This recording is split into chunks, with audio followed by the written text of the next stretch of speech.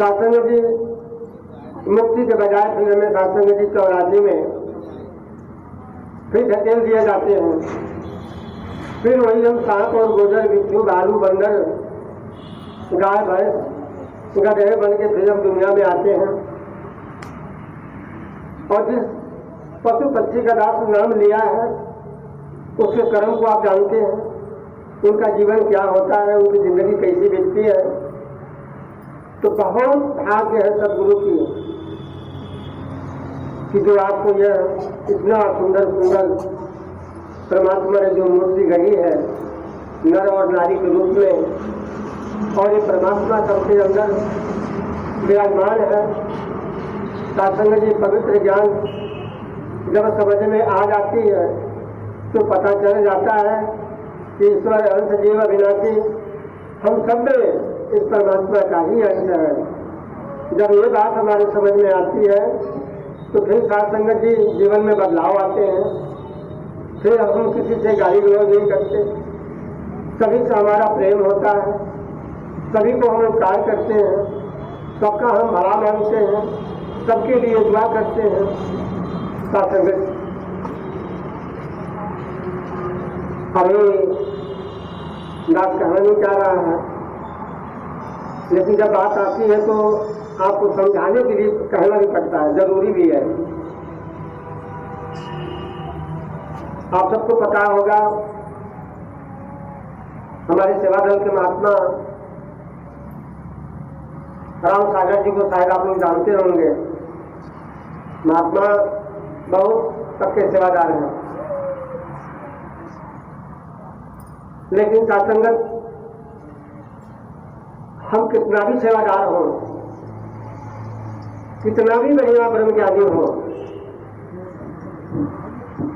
अगर हमारा परिवार, हमारी पत्नी, हमारे बच्चे अगर हमारी बात को नहीं माने, हम जो सिखलाई दे रहे हैं अपने बच्चों को, अगर बच्चे उसको ग्रहण नहीं कर पा रहे हैं, बच्चे उस पर चल नहीं पा रहे हैं, तो दोष किसका है? तो सत्संग का अगर ज्ञान पूरे परिवार को अगर समझ में नहीं आता है तो धक्का तो खाना ही खाना है। क्योंकि सदगुरु ने अंधकार से हमको निकाल के प्रकाश में डाला है। अंधकार में चलने के लिए हमें एक रोशनी दिया है, टॉर्च दिया है। जब घर के अंदर अंधेरे में हम घुसेंगे, अगर टॉर्च मेरे पास है, अगर जलाएंगे नहीं तो कहीं तखत से टकरा जाएंगे, कहीं टीवी से टकरा जाएंगे, कहीं डेयरी से टकरा जाएंगे। अगर रोशनी आपके पास है, टॉर्च है, तो आप जला के जाएंगे, सत्संग का बच के जाएंगे। अगर जीवन में ब्रह्म ज्ञान आया है तो सत्संग जी इस ज्ञान का हमें इस्तेमाल करना है। सत्संग सदा से कहने का भाव यह है कि महात्मा राम सागर जी का जो पत्नी है, आपने इसी रक्षाबंधन में अपने गांव गई थी, अपने मायके में, और जब मायके से वापस आई सत्संग जी तो जो अनिष्ट शक्तियां हैं, जिसे आप भूत प्रेत कहते हैं, वो उनके ऊपर आ गया।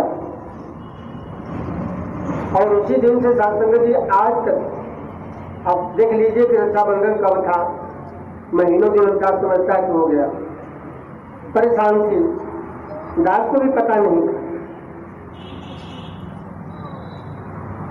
महात्मा के पास जो भी जानकार तांत्रिक रहे, आए गए, कुछ नहीं हुआ। ये दातार की कृपा, उनके मन में ध्यान आया कि हम एक बार महात्मा को याद करें। उनका कॉल आया मेरे पास, मैडम उठाई, हाल चाल हुआ, क्या बात है? कहे महाराज जी कहाँ है? कहे वो कहीं खेत में गए, पानी चल रहा। कहने लगे अच्छा ठीक है, आएंगे तो बात करवाइएगा। शाम को दास को पता चला, हमने फोन लगाया, बात में कहा महाराज क्या हाल है? ठीक ठाक तो हो? आप जी ने कहा महाराज क्या बताएं, कुछ कहने लायक नहीं है। महाराज ऐसी क्या बात है जो कहने लायक नहीं हो, जो हुए अपने सदगुरु से? अपने संतों से कौन सी ऐसी बात है जो नहीं कही जा सकती। उन्होंने कहा महाराज बड़ी शर्म की बात है, हमारे मैडम के न जाने क्या हो गया है,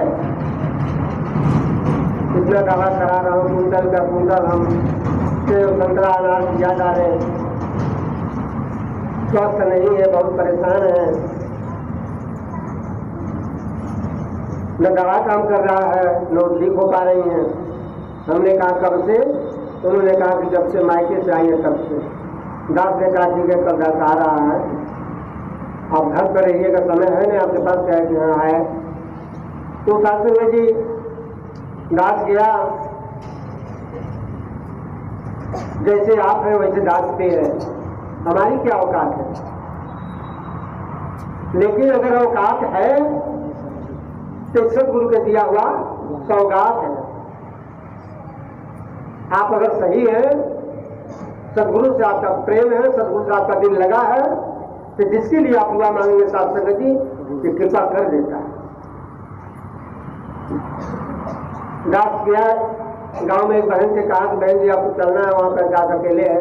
उन्होंने कही मैं नहीं जाऊंगी, महाराज आप चले जाओ, दास के पास टाइम नहीं है। दास गया, दुआ किया, अवतारवाणी के साथ दुआ किया, चरण बना, सुमरन हुआ, सब कुछ हुआ और दास के मुख से निकल गया कि आज से ये ठीक हो जाएंगे। जो भी दिक्कत था उनको हमने निकाला उस गुरु की कृपा से। भाई आप उभरो तो आपको है कौन? सत्संग जी प्रकट हुआ। हमने कहा कि भाई एक ही रास्ता है, जो भी ये बुरी आत्माएं होती हैं, किसी कारणवश कहीं एक्सीडेंट हो जाता है, कहीं अकाल कोई मृत्यु हो जाती है,